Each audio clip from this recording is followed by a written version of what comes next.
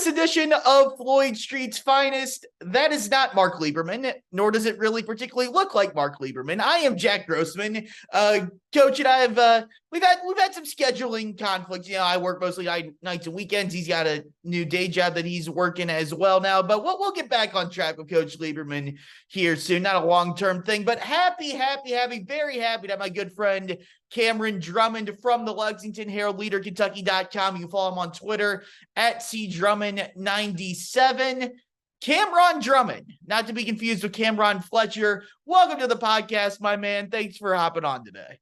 No, of course. Anytime, anything for you, Jack. You know that we just hung out in Atlanta a couple days ago ahead of the CBS Sports Classic. Had a great time as always. And yeah, kind of funny. You want to go back in the time machine, go back to 2016, 17, hop into an introduction to sports media class at Indiana University and say that we'd be reunited podcasting about Louisville men's basketball, not to mention this current state of Louisville men's basketball. I think I would have scratched my head a little bit and wondered what trajectory my life had taken, but nonetheless, happy to have this upcoming conversation with you. There's so many different ways you could go back to that and just say, I mean, like even the last time we podcasted, which was, you know, the good old Double Foul podcast when we were seniors in college, was probably the last time we podcasted together or did any type of radio thing together. If you would have said even then where Louisville basketball was at now, I think we probably would have both laughed at you. And that was even after the Pitino stuff happened. That's after they were in the Chris Mack era at that point. It's crazy how much has changed from that standpoint. But don't worry, I'm not going to ask for any old Logan Duncan takes today. We're not going down that rabbit hole this time. Maybe next time. Any past comments that were made about Logan Duncombe, Christian Lander, Anthony Leal, perhaps, we can just kind of put those off to the side for the next 40 or so minutes. Yeah. No, we're not going down that alley today, but I am happy to have you on there at Kentucky.com, Lexington Herald-Leader, Cam Drummond, of course, with the Louisville, Kentucky basketball game coming up here on Thursday. I felt like it was a fitting time to bring you on, especially since you also just wrote a pretty long piece about Kenny Payne and the quote-unquote ongoing recruiting that's been happening with everything. I know our guy Rick Bozich has pumped that up. And to Rick's credit, since that came out, they did get the Karter Knox official visit. So they are, actually recruiting, which we can go back and forth on how fruitful any of that will actually be and all that stuff. But I just wanted to get your thoughts, first of all, just kind of because when Louisville hired Kenny Payne, and we'll get into the Kentucky game, obviously, the big picture stuff of what the mess of the past week has been. We're going to get into all of that. Don't worry. I've been pining to get into everything that's happened in the past week or so since Greer and I recorded Wednesday morning of last week, where right before Bleep really hit the fan with the Koron Davis stuff and all that and everything that happened last Wednesday. But I want to start on the recruiting because we'll use that kind of as a launching point to transition into everything else here. Louisville, when they hired Kenny Payne, the big selling point was he may not have head coaching experience, but he's a guy that under John Calipari did a lot of the yeoman's work recruiting, was known as the big man whisperer with, Karl Anthony Towns, Anthony Davis. So very, very long list of accomplished bigs there.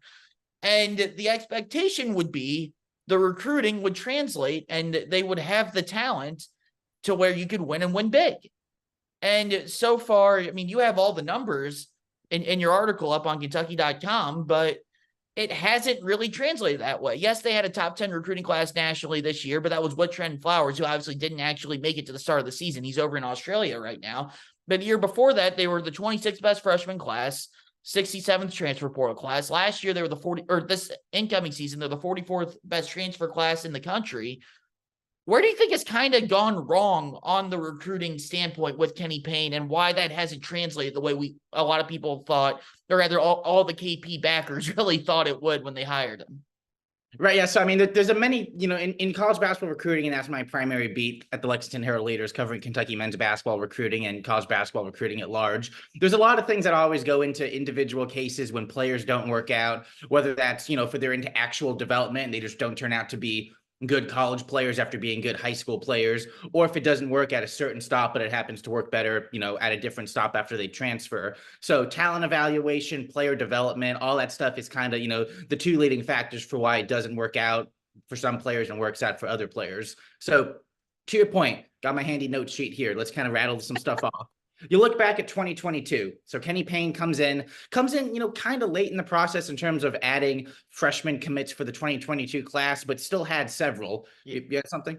I just wanted to add in the fact that at that point there still was I feel like you have to, it's worth mentioning that there still was the FBI cloud at that point, to where they hadn't, gotten off scot-free yet from the FBI IARP stuff, to where you still had that lingering around there as well. So I do feel like that's worth mentioning when it goes for last year's stuff with the 2022 class.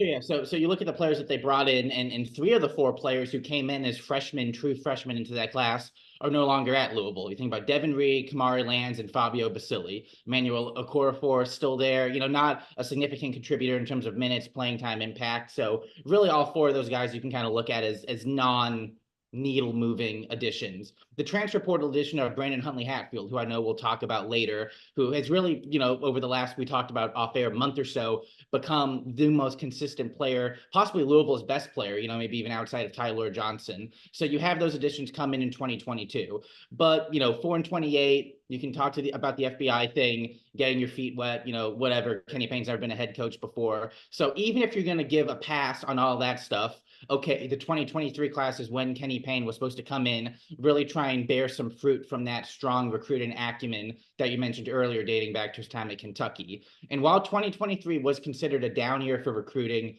across the board, Calipari will tell you here at Kentucky that he got the best of the worst and they're doing okay. But that being said, Louisville did have a top 10 freshman recruiting class coming in 2023.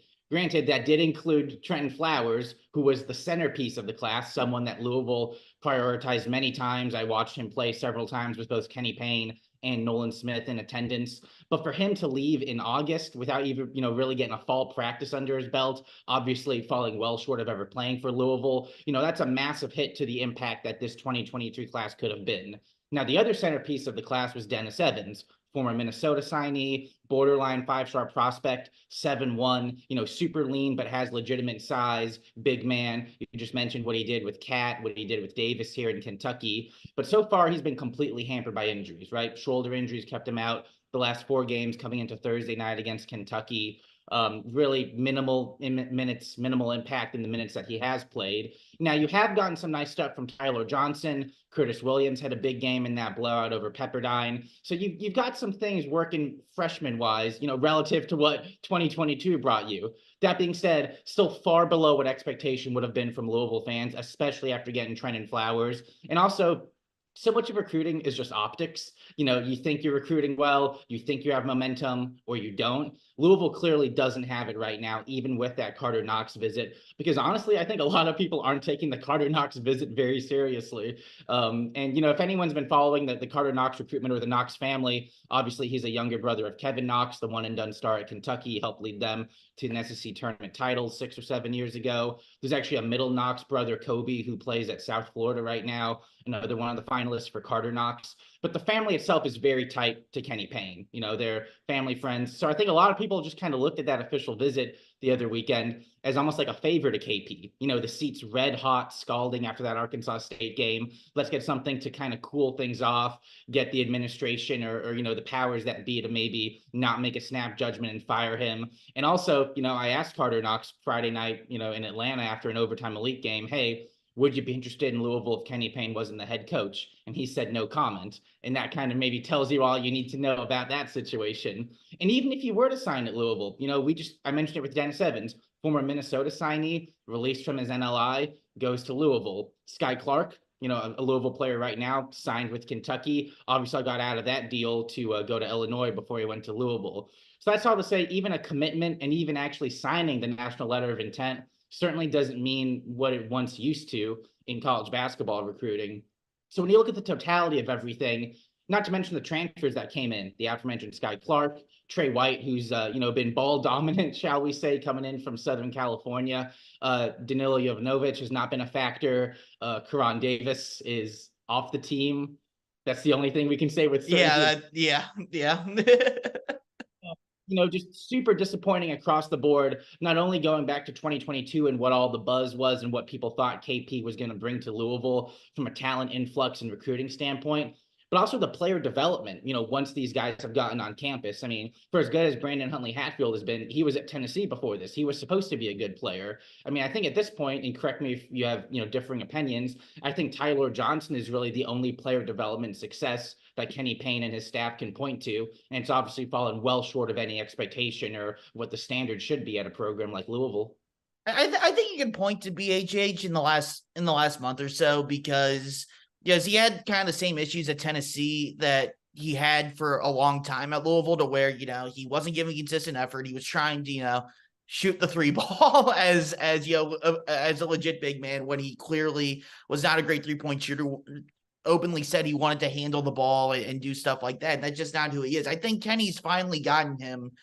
It's taken a lot longer than I think people expected. I think that would probably be the biggest knock on that. And they didn't really have the time for it to take as long as it's taken for Brandon. But Kenny's gotten him to embrace being a traditional big man who, is really good on the low block, is aggressive rebounding the ball, and does a lot of the dirty things, and has started to play more consistent effort. I mean, that's been the biggest issue with him. It's still not perfect, but it's a lot better than it had been. So I think, I guess you could give Kenny some credit for Brandon, but even going back to last year, like Sidney Curry and Roosevelt Wheeler, everyone thought that they were going to take these big strides, and now neither one of them are with the program or in high major college basketball.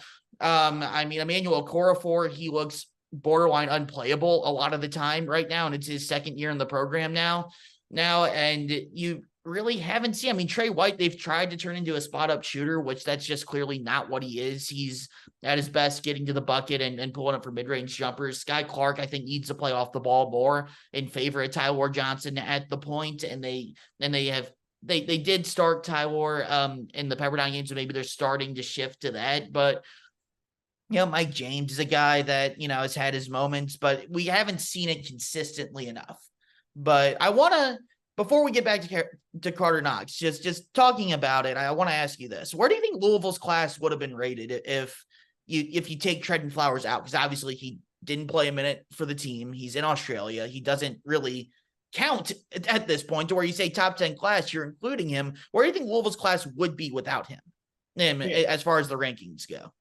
Yeah, so you're going from a top 10 class with Trenton Flowers to like a top 20 class. And again, that's certainly nothing to write home about when you're talking about what was across the board a down year for recruiting. And just, to, I guess, give the backstory. And in recruiting circles, 2024 is seen as a really good year, generational year. Cooper Flagg going to Duke. You mean 2025? No, 20. Oh, yeah. It's Flagg reclassified to 24. Yeah. 25 to 24. Yeah, that's right. Generationally good class, because you have a player at the top who many can believe will be the number 1 overall pick in the NBA draft, have an impact at that level as a starter right away, teams tanking for him, all that stuff. 25 is also viewed as a generational class because you have AJ DeBansa, who was the top player in 26, moved to 25 after Cooper Flagg moved from 25 to 24. Even the 26 class, the number 1 ranked player in the 2026 class, and admittedly we are talking about high school sophomores here, so a bunch changes, is Tyron Stokes, who's a Louisville native, plays at a prep school in California. Louisville is one of the many schools, including Kentucky, that have offered him a scholarship. So that's to say there's very good recruiting classes coming down the road, to where if you had lost a 5-star as part of a 4 or 5 player class in 24, 25, 26, it may not have as much of an impact because there's solid talent, there's depth across the recruiting ranks. Yeah, especially when you didn't get DJ Wagner either. Yeah, and you look at a class like 23, losing Trenton Flowers almost tanks your entire class, especially when he was thought of as the centerpiece, the number 1 recruit, the top target. And for him to leave to go play in the NBL in Australia, first off, A, makes your team worse. B, the perception becomes that he didn't believe his best way to become an NBA player, to get to the next level, was by trusting Kenny Payne and the coaching staff. Now, we don't have to relitigate the whole I want to be a point guard discussion, relitigate the whole role that they wanted him to play in. But to your point, you look at what Louisville's done offensively, especially this season. You can't tell me that Trenton Flowers at point guard, for as bad as that could have been, would be worse than a lot of the Sky Clark minutes, or worse than a lot of, when Trey White's dominating the ball. Ty-Laur Johnson has shown some nice flashes. I think he's got 4 or so assists in 6 games this season. So, maybe there's some potential there. But Trenton Flowers was your best player. And a lot of times, like John Calipari will tell you here at Kentucky, you take the best player, then you figure out a way to acclimate him into the system. One of the famous Cal-isms that he's brought over the years. And kind of segueing back into Knox in the 24 class, perception's everything in recruiting. Karter Knox has said and told me, specifically many times on the record, the most important thing in his recruitment is to be a one and done and to go into the NBA. Recruits a lot of times kind of say the same boilerplate quotes when you ask them what's most important to them about a program. They talk about player development, they talk about style of play, relationship with the coaching staffs. But really the thing that's kind of eating and driving all of that is the desire to go to the NBA, to be a lottery pick, to be a first round draft pick, to be put in the best position to make millions and millions of dollars down the road. And thus far, Louisville has shown, essentially no ability to produce that under Kenny Payne, and B, if you're a recruit looking from the outside in at this program, and I know Kenny Payne a lot of times in pressers talks about perception. Even this morning, he talked about, nobody thinks we have a chance against Kentucky. Well, why would a recruit ever think that going to Louisville currently under this coaching staff and this head coach is going to elevate you to a first round draft pick, is going to elevate you to be ready for that next level? I mean, you even look at the players that they lost this past offseason. Ellis goes to Arkansas, Jalen Withers goes to North Carolina. Both have played in every single game for those high major, high quality teams this season. And even after, the CBS Sports Classic in Atlanta over the weekend, people are talking about how Jalen Withers should have been playing more for North Carolina in a top 10 matchup. People were saying that. Who was saying that? I saw Kentucky, and I like Jalen Withers. He's a good kid. I mean, he's in that game too. Not that that's the end all be all stat, but the fact that there's even discourse about a player who used to play at Louisville, he should have played more against Kentucky in a CBS Sports Classic game. But I felt like Kentucky took advantage of him on both ends of the court a lot. Like they put him in a lot of ball screens late in that game, and they really attacked him with their guards. And on the other end, they kind of left him as we dare you to hit open shots to beat us, and he couldn't do it. Like I felt like he was kind of the weak link for North Carolina in that game, to be quite honest. Like I don't want to pile on him because he's done really good things for the Tar Heels this year, and he's been a serviceable good player that started games for them. But in that game, late when it got into crunch time, it was let's pick on Jalen Withers on the defensive end, and then let's make him beat us on the offensive end. And Carolina couldn't get a stop, and Withers didn't make him pay for it. Well, sure. So, I mean, Jalen Withers of it aside, the fact is that Louisville has not been able to bring in A, top talent, B, players that have gotten demonstrably better since being there, C, players that have elevated their stock at Louisville to go from either transfers to likely NBA draft picks and go for class as well. You have Karter Knox, who has Louisville in his top four. It's Louisville, the NBA's G League Ignite program, that direct-to-pro option. Kentucky and South Florida, where one of his older brother plays. You have Bryson Tucker, a small forward who plays at Bishop O'Connell, a high school in Virginia. And then you have Sekou Kone, who's a power forward from Wisconsin. Tucker, solid player, solid four-star player, small forward, still considering Louisville, although he did recently in November take an official visit to Kansas. Kone is a lot more of a mystery, shall we say, ranked 3 stars by 247 Sports. I don't think any other major recruiting service has him ranked. Louisville's his only Power 5 offer. The rest are like the Loyola Chicago's of the world, the Wisconsin Milwaukee's of the world, Indiana State's of the world.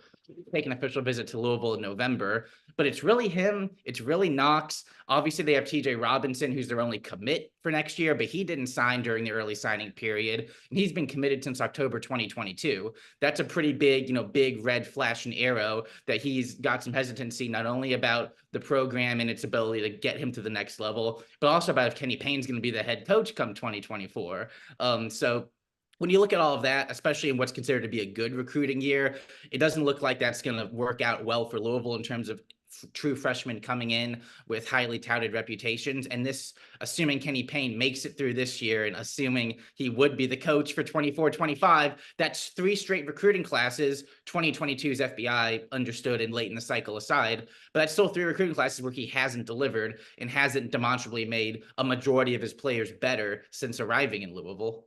Yeah, he also, barring something stunning, will not be the head coach for that third class. I mean, and that's kind of where it goes with all of this. Like you said with Karter Knox, like no one's taking the visit seriously. Like it seems like Knox is almost a pawn in just Kenny trying to give them a reason to get the job. It feels like a pity visit. Like, I'll just say it just feels like a pity visit for Karter Knox. And like, I'm not blaming the kid on that. I mean, go take the free visit, have fun, get your free swag, get your, get your food, go out, Louisville's a fun place to go out and have a weekend. I'm sure they showed him a good time. Not too good of a time though with the past Words right out of my mind. Yeah. As I said, I was like, ooh, maybe the wrong school to say that with, but sorry, but I don't blame him for taking the visit. Like, you might as well. You got the visits. It's free. Do it. But from Kenny Payne's point of view, why is this happening now? When the pressure, and I will say, when we asked Karter Knox about the visit, he did insist that this had been scheduled for several months in advance, that he was always planning to visit Louisville along with the rest of his finalists. I think he's targeting a February visit, if I'm not mistaken, for Kentucky. He visited South Florida earlier this season. But yeah, I mean, Karter Knox and the Knox family can say that this was scheduled in advance, that they were always going to come. But for the news to break a day after the Arkansas State game, right? Look great for the news to break right as we're getting all the reports and rumors swirling about Kenny Payne being ousted before that Pepperdine game, for it to come at a time now when attendance is at an all-time program low and they're scanning less than 5,000 tickets for Louisville games. It's just one of those things where it doesn't quite add up, and you can't help but think that it's almost like a favor done to Kenny Payne from a family that's been loyal to him, and the Knox family is very loyal, to throw him this bone, if you will, and say, hey, wait, let's stop this process of initiating a firing or a termination or a separation because we have a 5-star on campus. And now when you have Karter Knox, not coming out and saying, I'm still going to consider Louisville, even if KP is not the head coach, you're right. Pawn is almost the word that comes to mind, or, something, oh, you can't fire him because this may not happen. And so, yeah, it's a really difficult situation to kind of gauge because of all these factors. I give credit to the majority of Louisville fans on this one because they've kind of called the bluff on it, if that makes sense. Yeah, like it feels like the first time that I've seen. I'll put it this way: if that visit happened in October, let's say they choose middle of October, the weekend that Louisville football hosted Notre Dame, sellout crowd, great atmosphere, biggest one in Jeff Brom's first year. When you want recruits to be visiting. Right. Well, which I get. I understand you wanting them to visit for basketball games. I do understand that. But if you would have done that in October before everything that's happened already this season, people would have gotten excited. They would have not fully bought back in, but there would have been the segment of people that would have said, here's tangible evidence for why Kenny Payne will work long term. If you do that in mid-October. It also probably helped he wouldn't have lost to a division school too at that time then as well. Yeah. He wouldn't have happened. And I do want to say, you mentioned the ongoing recruiting comment earlier and how that's kind of become a joke in Louisville basketball circles. I will say the staff does seem to actually still be recruiting, and not to say recruiting is ongoing, but it kind of is.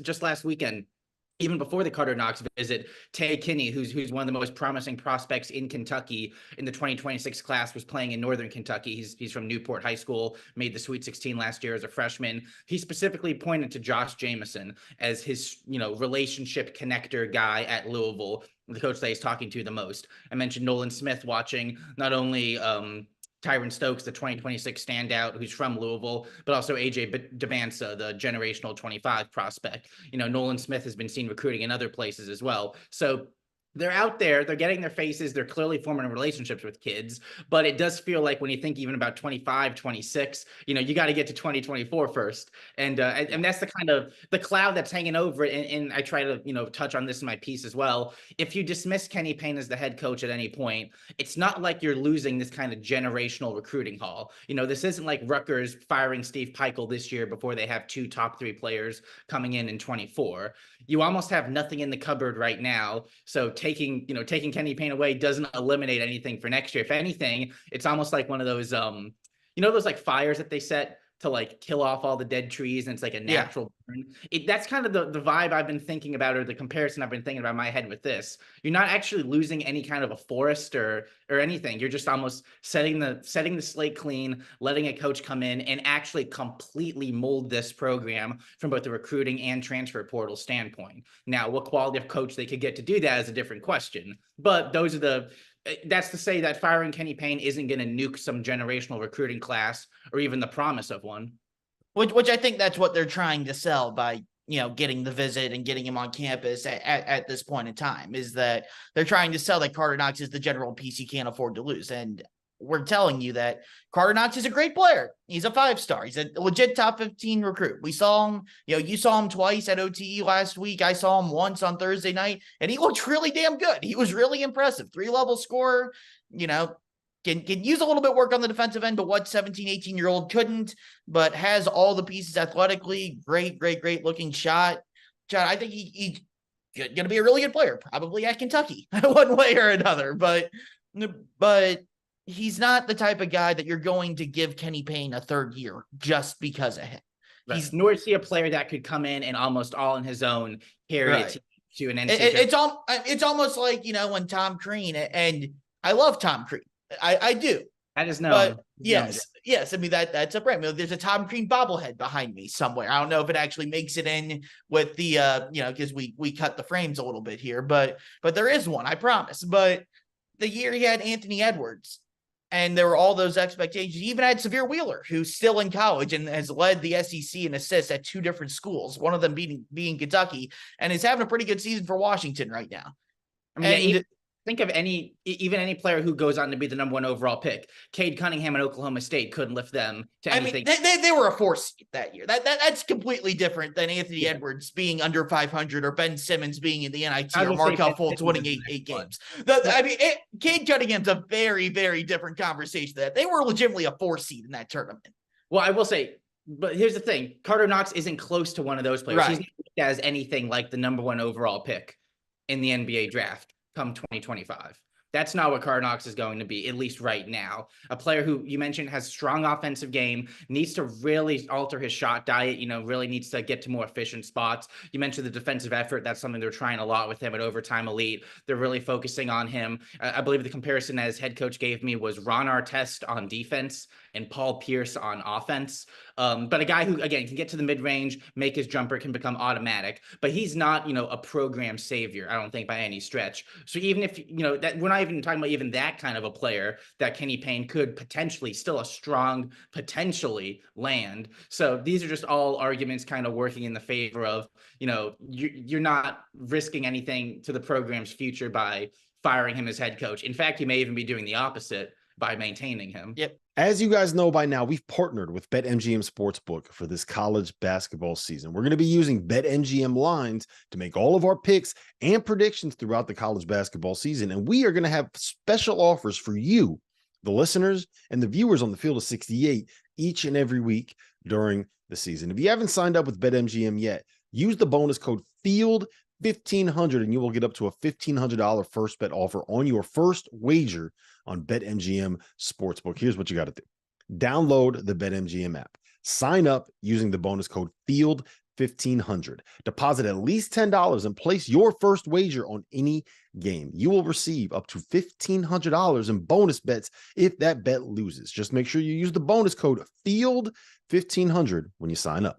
And remember, BetMGM is now available under one wallet in select states. As a New Jersey resident, this is super convenient for me when I have to go cover games in New York or Philly. When crossing state borders, just log into your existing account instead of having to create new accounts in each state that you go to. And most importantly, I got to let you know, we do have some fun stuff coming up for this college basketball season. Bet insurance tokens, college hoops odds boosts, my personal favorite, parlay odds boosts. So download the BetMGM app today.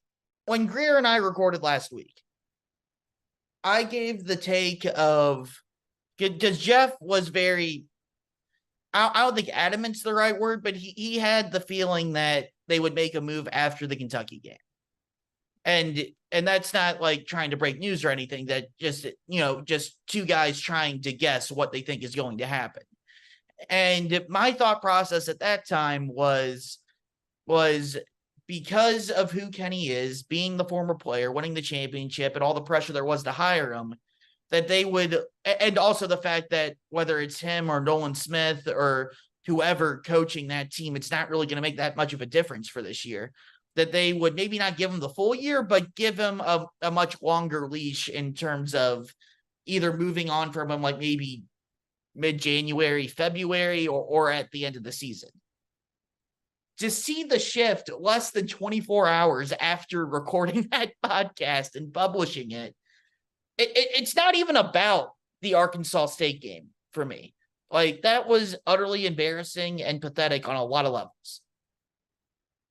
Getting, being down 20 to a team that's 3-7. That's bad. That's just, it's inexcusable. It's ridiculous. But for me, the bigger indication on that, and that speaks a lot to where getting blown out at home by a 3-7 Arkansas State team is not the biggest thing that angered you that day about that program. But the Koron Davis situation of him, of them not being able to handle that, such a simple thing correctly, of him tweeting out first his report card, then, hey, I'm going to be at this doubleheader, a women's basketball game, then a men's game, in the stands, just supporting the teams, to Louisville releasing that he's transferring, to Koron tweeting out that, no, I'm not transferring, I don't know where they're getting this from, to then Louisville saying they're kicking him off the team. That was just, and I'm not necessarily blaming like Zach Greenwell or like the PR staff on that. And I mean, that's a clear message coming from the coaching staff of, this is the wording we want to have. Like, Zach Greenwell isn't going to take a guy that says, hey, I've been kicked off the team, and go by himself and say, we're going to call it a transfer and try to make it look better for the kid. That comes directly from the coaching staff. That's coming from Kenny Payne. That's a situation that if you're going to do that, which, we've brought up, Rick Bozich said that happened for a couple of guys after last year's team, you need to have all your ducks in a line with Koron Davis and tell him, this is what we're doing. Are you good with this? Do you want to follow along with this narrative?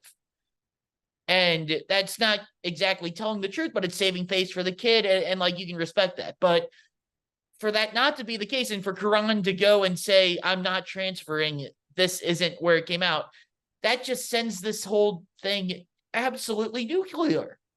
Well, like, the kind of icing on that cake too is he's a community college transfer. Yeah. Who wasn't playing anyway. He was not a factor on this team. He never played for Louisville, correct? Well, he was only on the bench for 2 games. So, right. UMBC and Chattanooga. So all this trouble for what? To what? And it kind of follows in the line with the PR missteps. Again, maybe not necessarily directly anyone in Louisville PR sports communications fault, but just, and a lot of it probably falls on Kenny Payne's fault for what he says in press conferences. And it's funny talking with people, reporters in Atlanta when we were all there covering the CBS Sports Classic. Just so many weird things have happened this Louisville season. You almost start to lose track of them. I know I do. I mean, it feels like Trenton Flowers was 1 billion years ago. It feels like the tights incident with Ty-Laur Johnson was 1 billion years ago. I mean, just this morning we had Kenny Payne talking about how he's cool just beating Kentucky and John Calipari by 1, while Cal wants to beat him down. And while, yeah, this is, it's almost like he doesn't understand kind of the gravity or the mocking nature that comes with a lot of the comments he makes, the getting tricked by Mike Woodson when Indiana went to zone in New York City. It's just misstep after misstep. And after, enough of these, and there were certainly plenty of those in the 4-28 season as well, you start to wonder if Kenny Payne's not doing a good enough job, and he probably isn't, honestly, of the messaging around the program and just the comments that he says, and not realizing almost like the impact that it has on a fan base that, has suffered through a 9-38. And that's the thing. Like, the fan base has gone through the ringer here. Like, we're working on close to a decade of Louisville fans having to go through the BS of all the scandals and all that stuff, to where the product on the floor is one thing, and it's inexcusable and it's terrible. And that's the number one reason why I don't think he should get a year 3, and why I don't really think he's going to make it that much longer. But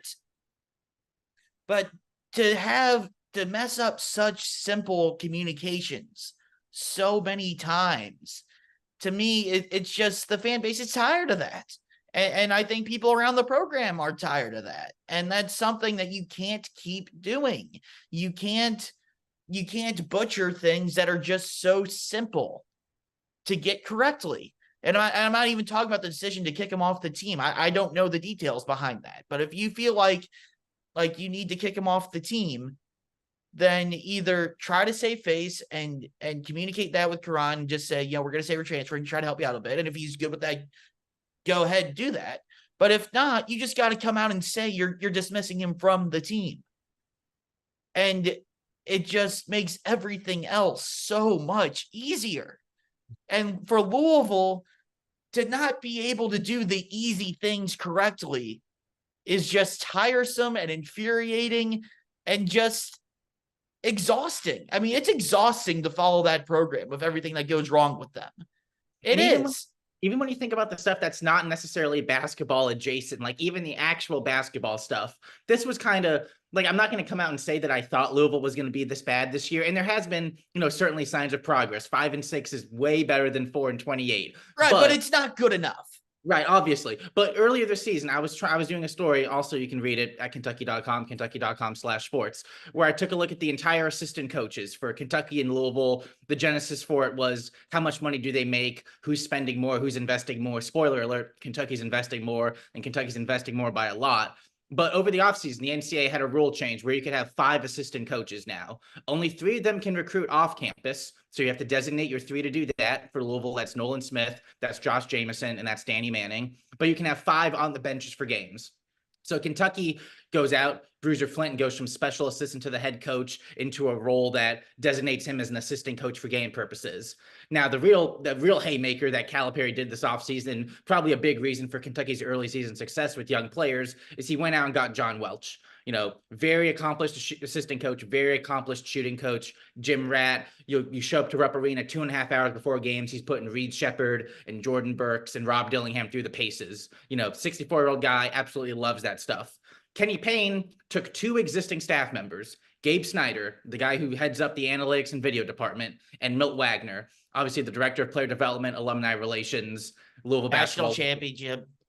Legend, yes. Grandfather. Yes. Takes those 2 guys who are already in the Louisville program and elevates them to assistant coaching spots on the bench in games. That shows, even if you truly believe that they're going to help you win more games, and the jury's, obviously still out on that beyond the actual one more win, that just shows a lack of soliciting outside opinions to get better. Even back to the question that he answered, I believe, at the ACC tournament last year, a lack of acknowledging and accepting responsibility for what's occurred and the need to self-improve. If that makes sense. He was asked, I forget if it was after the ACC tournament or just in a post-game or postseason wrap-up presser, asked if he was going to change his staff, and he looked kind of bewildered that anyone would even bring that up. And I'm like, dude, you went 4-28. Of course that question is going to be asked. Vince Tyra, went to Chris Mack after Louisville barely missed the NCAA tournament a couple years ago and basically told him, I know Luke Murray and Dino Gaudio are your dudes. And he didn't tell him to specifically fire those guys, but there was a lot of pressure put on the administration to Chris Mack to make coaching changes. And that led to him getting rid of Luke Murray and Dino Gaudio. And obviously the whole extortion thing that there is all an aside, but no, that's another chapter. But the thought that Kenny Payne is just was stunned that anyone would even bring up the fact that, hey, maybe you could use a different voice in the locker room as an assistant. It is just he seems like he feels like he's doing it correctly. And you're 9-34 at this point. And it's just, I know you took over a terrible situation, but it's got to be better than this. And if they would have gone out, and I've said this before, if they would have gone out last season and started 5-6 and showed effort and competed in some of the games in Maui and just not rolled over and start 0-9, people would have been perfectly happy that they'd said, look, it's not where we want it to be, but it's year 1. They're showing improvement. It's better than what it was last year when you went 13-19. You may only win 15 games, but it's a foundational block. When you go 4-28 first, you don't get to do that in year 2. You just don't. Before it's begun. Yeah. And you have to be, I've said this many times, you got to be on the bubble to be able to show, your Louisville basketball. And the thing I always go back to is if you would have told anyone year 1 or day 1 when they hired Kenny Payne and said 4-28 year 1, 5-6 to start year 2, and all the outside nonsense that has gone on, do you think he deserves year 3? Not one person would say yes at that moment. Or even if you were to present this hypothetical to a Louisville basketball fan, just say it's Coach X. You know how we do the bubble comparison, the blind tests? If Coach X did this, and we're December 21st, 20th, tomorrow will be December 21st, the Kentucky game. Does he deserve to keep coaching? Especially, and he talked a lot in his presser this morning ahead of the Kentucky game about effort, fight, believing that if Louisville does the things that Dude, you're in the middle of year 2. I mean, you got to be beyond that at this point. Right. He's preaching things that should be basic tenets, that should be non-negotiables, just fighting, trying hard. And also to think that and to say that is going to be enough to have you compete competitively, to really be in a game with Kentucky. I mean, I'm sure you're in the same boat as me. Tomorrow night should not be close. I think I'm under the standpoint of, I know that the quote from Wednesday morning's presser from Kenny saying, going against Calipari, we probably both don't want to be in this situation because we have had so many years together. But at the end of the day, I know he wants to beat me down and I want to win the game by 1 and I'm happy. And that's, you said it earlier. I felt like just saying the full quote was worth saying, just, make sure we get all the context and stuff. And that's not the first time Kenny said that quote either. He said that before the season started last year also. So like that's doubling down on that quote that, does not make anyone happy on the Louisville side to hear that quote that you only want to win by 1. I understand from the standpoint, like if Louisville actually won the game by a point, the city would be ecstatic by that. I don't. Oh yeah. The city would be on fire if that happens, but. Fire would be on fire because of all the Kentucky fans that are going to be at the Yum Center tomorrow night. So I want to ask you about that, but I'll ask you about that in a sec. But so I understand from that standpoint, but I truly do think that Calipari is going to take it easier on Kenny, kind of like they did last year, to where they'll run out to a big lead, kind of take the foot off the pedal. He doesn't want to embarrass someone that he's personally friends with that that's in a really tough spot right now, to where I'm not expecting them to win by 40-50 points or anything like that. But the spread, Ken Pom has it by 13. It'll probably be closer to, I would think, 18 or 19, and I think that's probably a fair number if you're gambling here on a BetMGM here at the Field of 68. Use them, they're our sponsors, but I think that would be probably what I'm expecting. I don't think it's going to get too ugly and get that out of hand, because I just don't think Cal wants to do that to Kenny at this stage. As much as he wants to beat down Louisville, he doesn't want to, make things that much worse for his friend. But I do want to. That's a pat on the head. Yes, of course, it's a pat on the head. That's the whole issue. You're getting pats on the head from John Calipari in Kentucky. That's where Louisville's at as a program right now. You want to take a guess how many? I'm assuming you haven't scrolled the whole thing, but what Ken Pom has Louisville going this season in terms of how many more wins Ken Pom thinks Louisville? It's something like 2 or 3. They are projected to win 1 more game. That's right. It's Notre Dame at home, right? It's Notre Dame at home, and they got a 50-50 shot for the Georgia Tech game, the one that they won last year as well. Yes, the Flint, Michigan Mega Bowl. But that's it. Everything else on Ken Pom is Louisville with a 41% chance or worse. I mean, Kenny Payne might get the biggest ovation he'll get all year on Thursday night. That will be because it's going to be Kentucky. So here's my thing on the Kentucky fans. This will be your first Louisville Kentucky game in the Yum Center, so you haven't experienced it before. On the men's side, the last game was Louisville win there, correct? Yes, because it was the COVID year with Chris Mack and Cardell Jones, that team. So yes, they did win the last time they were there. But I'm trying to make sure that's correct, because I know. Yes, that is correct. It seems like so long ago at this point, to be honest. But yes, that was only a couple of years ago, because they canceled the game the next year because Louisville had COVID. I shouldn't have used the quotation marks there. They did have COVID, but that was a bad thing to do on my end. I apologize.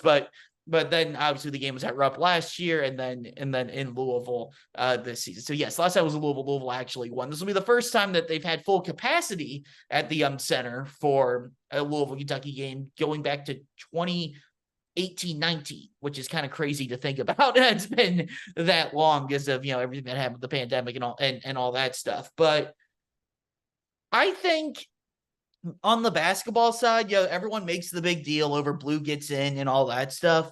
and don't get me wrong, Kentucky has strong showings in the Yum Center and before that Freedom Hall traditionally.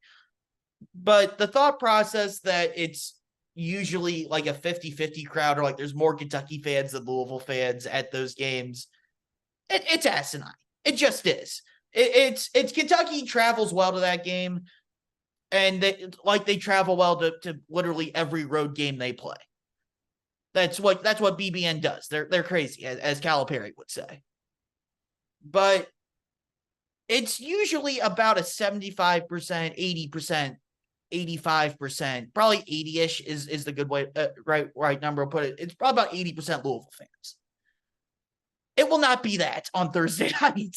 I think every stereotype of the Blue Gets In thing is going to be an explosion. It's going to be absolutely asinine. All right, before I give my number, what percentage of the crowd do you expect to be Kentucky fans on Thursday night? So capacity at the Yum Center, assuming they sell all the tickets and whatnot. They're not going to sell all the tickets. Capacity is 22,090. I'm thinking at least 15,000 Kentucky fans. So, I mean, let's shave a little bit off that. Let's say they get 20,000 people in there, 75% Kentucky fan, 3 to 4, I think. And this will look, I mean, I guess you won't be able to tell, but this is supposed to be a readout for Louisville. We were just talking about it off air that I think 2 days ago, they announced that this was going to be a red out, encouraging students to go get their free red t-shirts for Louisville fans to wear red in the crowd.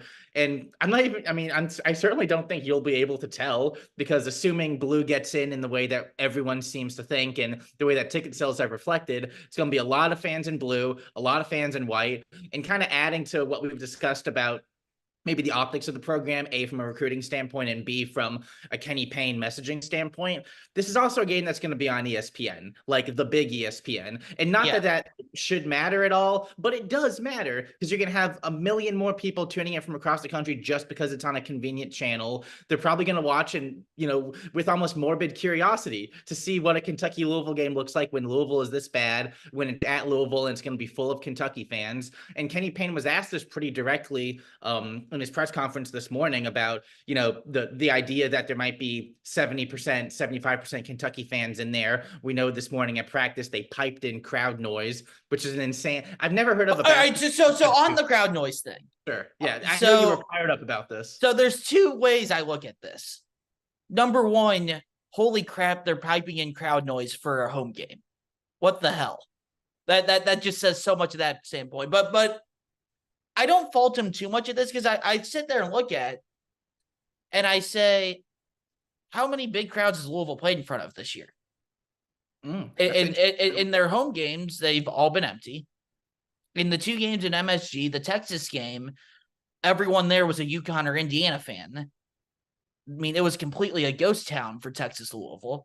The next day against Indiana, yes, Indiana brought a decent amount of people, but UConn was probably 70% of that building up in MSG, if not more. Ready for the UConn. So even though IU probably traveled decently well for a Midwestern school in New York City, like that's still not a sellout atmosphere by any stretch. Then your 2 road games, Virginia Tech, they actually had a pretty good crowd there. That's probably the one time Louisville's played in an arena that's had 75% or more capacity that's actually filled in. And then DePaul, where there was literally no one at the game. There was one man in the student section. We should give him his proper credit. I have a friend that I grew up with here in Louisville that flew from Atlanta to Chicago to go to that game. That was the bus trip game. I don't think I gotta ask him if they brought the bus trip up. And I mean, he also he lived in Chicago for a few years. So he has a bunch of friends up there, so he kind of made it a trip for that. I feel like more than anything else. But I'm like, yeah, that's. And I love Chicago. Chicago's an awesome city, but that's a lot for Louisville DePaul, and I feel bad that he went to that game. To be honest, he's one of my better friends, but I mean, there's no one at these games. So from that standpoint, which I don't know if there'll be 15,000 fans at this game, but it's going to be by far the biggest crowd Louisville's had. And I know Brooks Holden of the Career Journal had a really good piece up either today or yesterday where he talked about the attendance at Louisville games.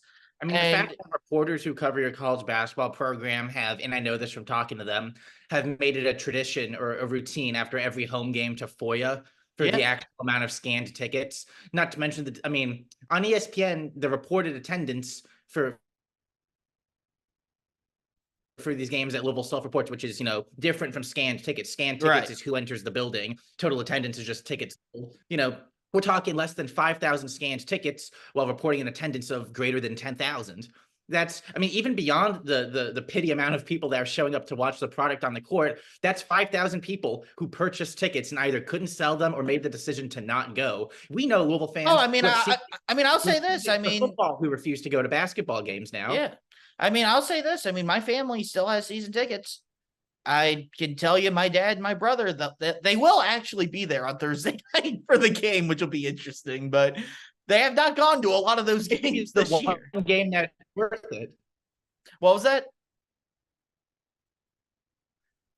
Yep, and it appears we lost. I said, I mean, this was one game that's worth it. And if anything else, this is the one game. That's one of the reasons that maybe Blue's going to get in so well on Thursday too. Is just because it's going to be the game that you can sell your tickets for and make some of that money back off a season ticket package. Yeah, but I mean, like, I have, some of my best friends have tickets through like worker stuff, and their companies can't give the tickets away to people.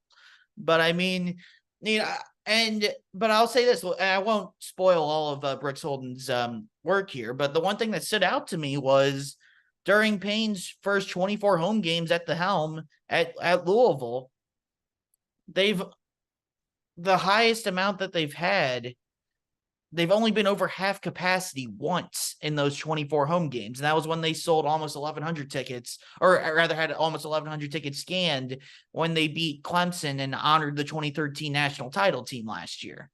So for me, I don't think there'll be 20,000 people there on Thursday night.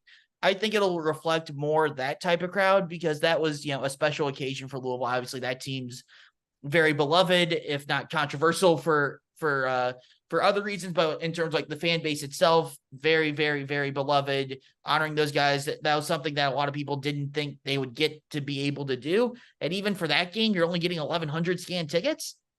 So I kind of view that saying, okay, if that's kind of the benchmark there, I don't know if this Kentucky game will top it, but I think somewhere in the 10, 11, 12,000 range, I think will be the total crowd. And of those, probably 9,000 of them will be Kentucky fans.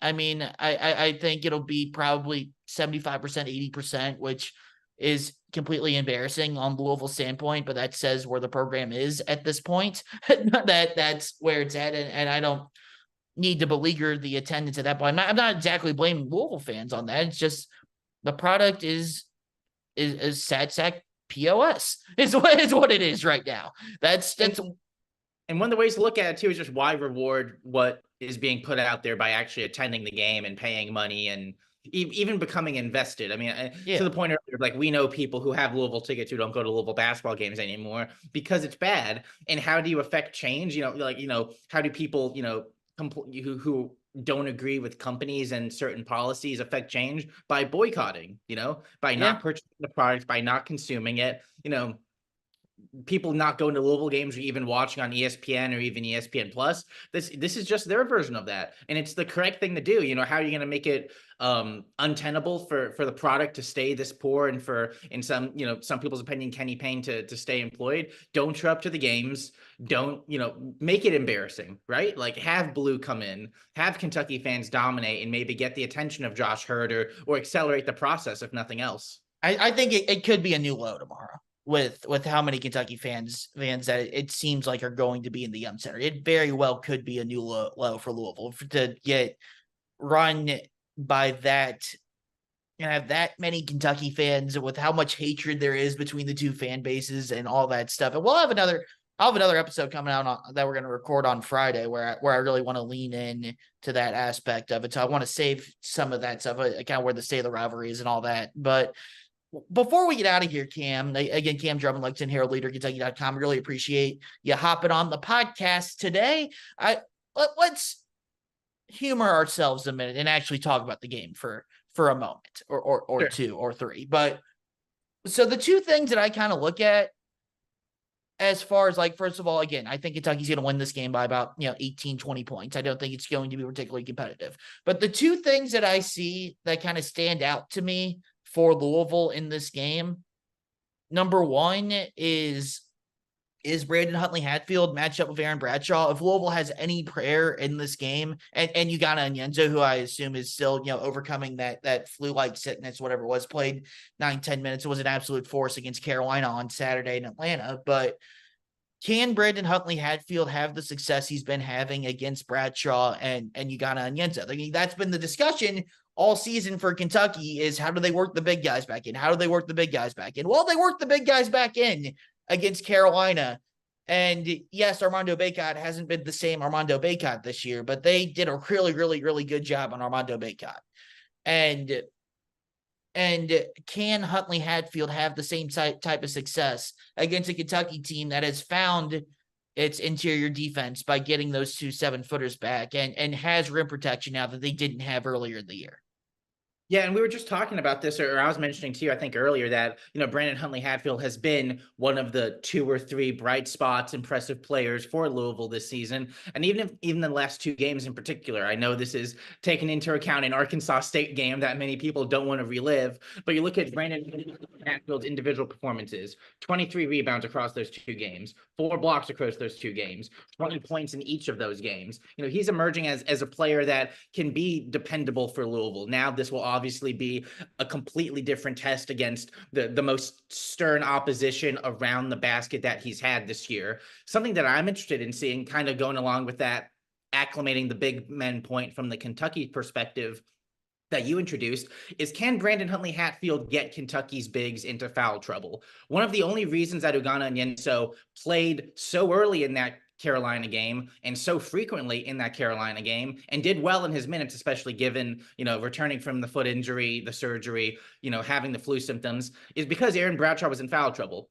Picked up 2 fouls in the first half, sat pretty quickly, picked up, I believe, his 4th foul very, very early in the second half, had to sit again. You look at Brandon Huntley-Hatfield in terms of all individuals in college basketball, according to Ken Pom, he's a top 35 player in free throw rate. Now, him actually getting to the line and making those free throws, 75%, you take that for a big guy. You absolutely take that. Yeah. For a big man. And that's probably a way you can, and if I'm Kenny Payne and I'm drawing up the scouting report, that's one of the ways I think you can exploit Kentucky, especially early on, because you're still dealing with Ugonna Onyenso working his way back into shape, hasn't been able to do a ton of practice work relative to his teammates. This is still going to be Aaron Bradshaw's 4th college game. He's still getting used to, not only his body, because he's more of, the finesse perimeter player, banging low on the inside, but just the speed of the college game. I know he was great against Penn. Did some nice things against Carolina too, but this is all still a bit new to him. And then Trey Mitchell, Kentucky wants to operate him more as a facilitator. Maybe Brandon Huntley-Hatfield, he's probably not going to win that experience battle when you think about 2 guys who have been around college basketball for a while. But, that's at least a lane, right, that Louisville can maybe try and do some good things. Now, part of the problem with that matchup is if Aaron Bradshaw starts hitting some 3-pointers as well. I'll be really interested to see how Huntley-Hatfield can guard him on the perimeter, assuming that matchup does occur. But also, when you think about it on the other end, Huntley-Hatfield, while he's not taking 3-pointers, and that's a good thing from the Louisville perspective because he can't make them, that significantly decreases, the kind of mobility that Aaron Bradshaw is going to have to defend him, just because he's a total non-threat from distance. And I'll also add, I would say the only other time this year Louisville's gone up against a front line that's, that has the type of length Kentucky has was when they played Indiana, and he wasn't great in that game, facing up against Kel'el Ware, who's one of the better defensive interior players in the country. I mean, he only had 6 points, 3 of 9 shooting, 4 fouls, was in foul trouble that whole game. How he handles the length of those 2 guys is going to be really interesting as well. And, does JJ Traynor play? I mean, he's been beleaguered on by fans in a lot of ways over his time, but he's a guy that's been, if inconsistent, has the potential, stretch the floor, hit a couple shots, has been aggressive, hasn't been scared of the moment, to where, they really could use him against Trey Mitchell to kind of help out with that matchup, even though I think Mitchell could kind of body him a little bit, down low, because JJ's not exactly the thickest guy, I'll put it that way. But the 2 things that we got, you mentioned it with the free throw shooting, Louisville's best offense is getting to the free throw line. And that's something that they've been really, really good at against almost everyone they've played. And I see, if Huntley Hatfield's able to get Bradshaw in foul trouble, that's a big key. If, Ty-Laur Johnson's attacking down the lane, I want to see, because in Kentucky's loss against UNC Wilmington, I think that's a better comp because, yes, RJ Davis torched Kentucky for what was it, 28 on Saturday. Louisville, Louisville doesn't have an RJ Davis. They just don't. You look at a team that's shooting 29.4% on threes, even 47.3% on twos. Like, right. I mean, as much as John Calipari likes to say, oh, this guy never makes shots, and all of a sudden, against us, he's met, which, to be fair, was true for Cormac Ryan against him on Saturday. Cormac Ryan has a very long track record of being a really good shooter, though. So, I'm not giving him that one for Cormac Ryan. Relative to this season, relative to this little period of games for him, at least. But, I mean, against Louisville, you're probably going to take your chances on that happening. Oh, absolutely. But team that accounts for more than 25% of its points from the foul line. The modus operandi for Kentucky in this game should be do not send Louisville to the foul line, and especially for the bigs, do not get in foul trouble early. Modus operandi. What a writer thing to say on your end. but kind of the point I was getting at the reason I bring up Wilmington, not just because Kentucky lost the game, where they struggled in that contest was that one-on-one, they couldn't defend Wilmington. And Wilmington's not exactly, that's not RJ Davis or Carolina. That's not Kansas. They're a fine mid-major team, but that's when you look at just the talent on each side, you would look at it and say, Justin Edwards, you should be able to stay in front of the sixth man on UNC Wilmington. Wagner, Dillingham, they really, really struggled guarding one-on-one in that game. And Louisville's a team that plays a lot of one-on-one. They like to try to beat you off the dribble and get to the foul line. If Kentucky's one-on-one defense, individual defense, which has not been good so far this year, if they struggle on that end and Bradshaw and Onyenso either aren't blocking shots or are in foul trouble, that to me is the only way Louisville stays in the game.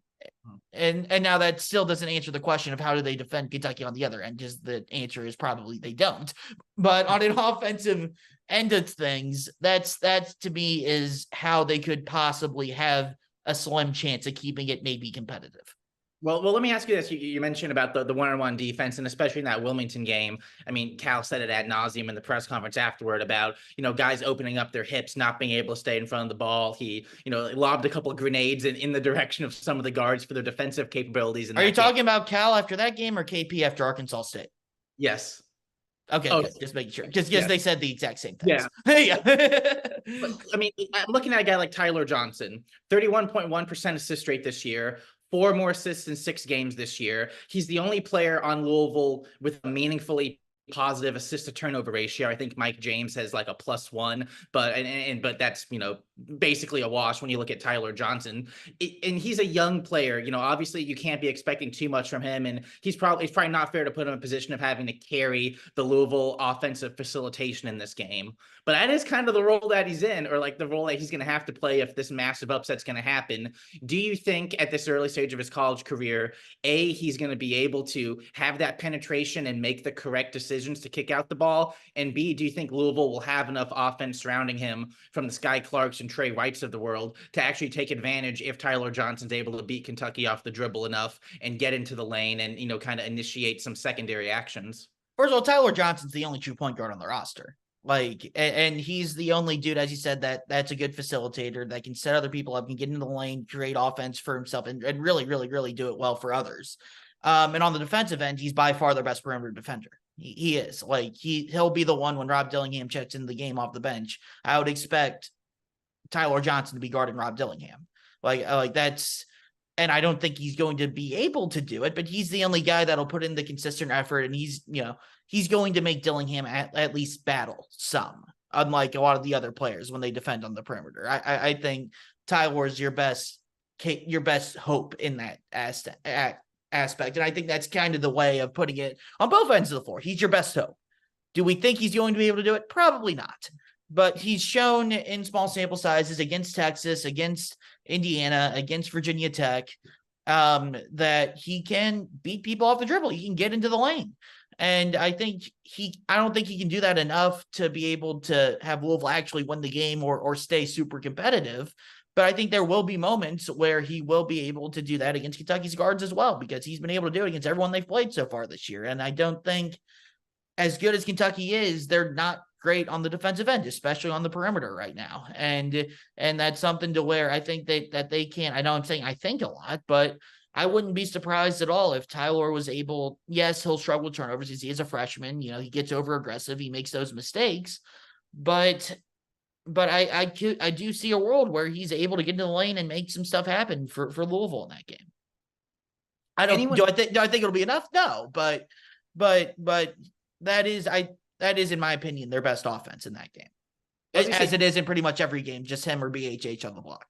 Right. In Kentucky, and KP touched on this in his presser this morning, of Kentucky just being a team, A, with a lot of depth, but B, specifically with a lot of scoring depth. Kentucky's got 6 guys averaging double-digit points. You know, obviously part of that's Aaron Bradshaw, who's only played 3 college games. But when you look at the Kentucky roster, there's a long list of guys who can realistically say, oh, this guy might go for 15 points tonight. Oh, this guy might chip in 12 or 13 points tonight. You know, a Duthiero might come up with a Kansas-type performance on any given night. When you look at this Louisville roster, I mean, obviously we have the injury question about JJ Traynor, Dennis Evans. You know, KP wasn't committal this morning one way or the other on if they would play. But aside from some of the guys we've talked about already, is there anyone that you think could sprout up with an 11, 12-point game and show some capabilities against a top 10 team? Well, I mean, Sky Clark will shoot the ball a lot.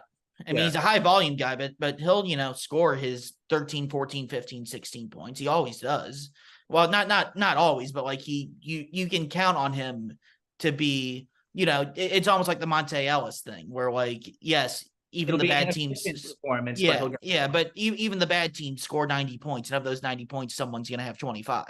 Like that's kind of what I feel like Sky Clark is in some of these games. But I mean, Mike James is a guy that's been averaging 13, 14 per game the last stretch. You know, I talked about Coach Lieberman about a month ago saying, okay, he had the big game one, then he kind of fell off a little bit. Can he find himself? He kind of has right at the chip from that aspect a little bit. So like Louisville offensively has been better, I think is a good way of putting it, with like a question mark. For me, it's just, I don't see how they defend Kentucky. Yeah. Like, I mean, they struggle defending the 3. They struggle cleaning up possessions with the rebounding on the defensive glass, taking the Texas game out of it. They struggled, you know, with communication. I think Kentucky's going to torch them and offensively. It might be a good over bet. I'm not sure they've released the over under at this point when we're recording, but I do think, you know, Kentucky's going to race out to a big lead. They'll take the foot off the pedal, and all of the stuff we've discussed over the last 12, 13 minutes might not end up mattering all too much, because I think Kentucky's going to win fairly easily. So, I mean, you agree with that sentiment, right? That Kentucky's going to win this game fairly easily. Yeah, and it's certainly interesting you brought up the 3-point shooting percentage. It's funny because like Louisville, you know, obviously is not a good 3-point. It's not a good basketball team. Let's just say that. They're not a good offensive team. They're not a good defensive basketball team. You know, they're just not good. One of the strong points, if you could say that, for Louisville this season has actually been 3-point shooting defense. Opponents are only making 28.7% of shots against them. That's one we've talked about that a lot on this podcast. I was gonna say that number's about to go way up. All right. If I know that is about to go way up this week or following Thursday's game, not only because of the volume of shots Kentucky makes, but just the shooters that Kentucky possesses. I mean, you can pretty much close your eyes and see pretty easily a bunch of different guys.